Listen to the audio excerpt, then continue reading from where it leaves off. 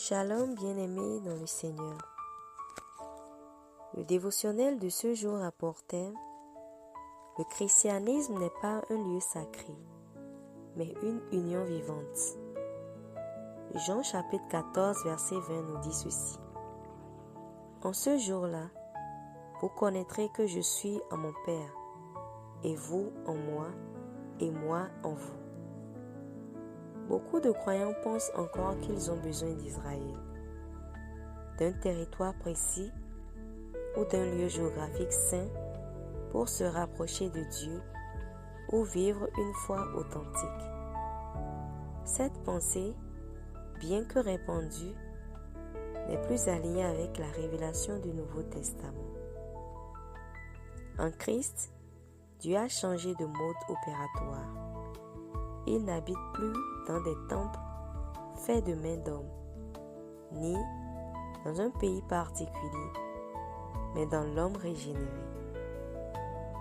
Le christianisme est unique parmi toutes les religions. C'est la seule fois où celui qui est adoré vit à l'intérieur de l'adorateur. Jésus l'a clairement révélé en Jean chapitre 4, versets 21 à 23, lorsqu'il déclare que l'heure est venue où l'on n'adorera ni sur cette montagne, ni à Jérusalem, mais en esprit et en vérité. Le centre de l'adoration n'est plus un lieu, mais une personne habitée par Dieu. L'exégèse apostolique est encore plus explicite. Colossiens chapitre 1 verset 27 parle du mystère caché de tout temps, qui est Christ en vous, l'espérance de la gloire. Le salut n'est donc pas simplement le pardon des péchés.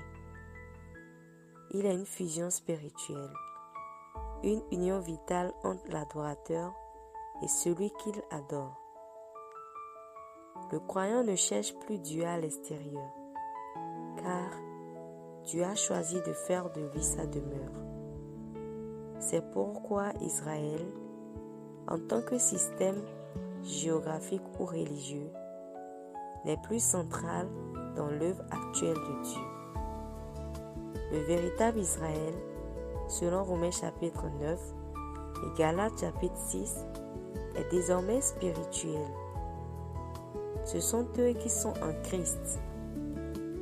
Le plan de Dieu aujourd'hui passe par des hommes et des femmes porteurs de sa vie, partout dans le monde.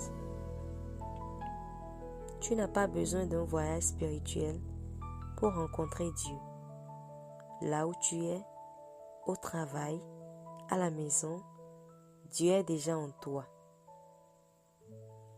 La conscience de cette union transforme ta prière, ton adoration et ta vie quotidienne.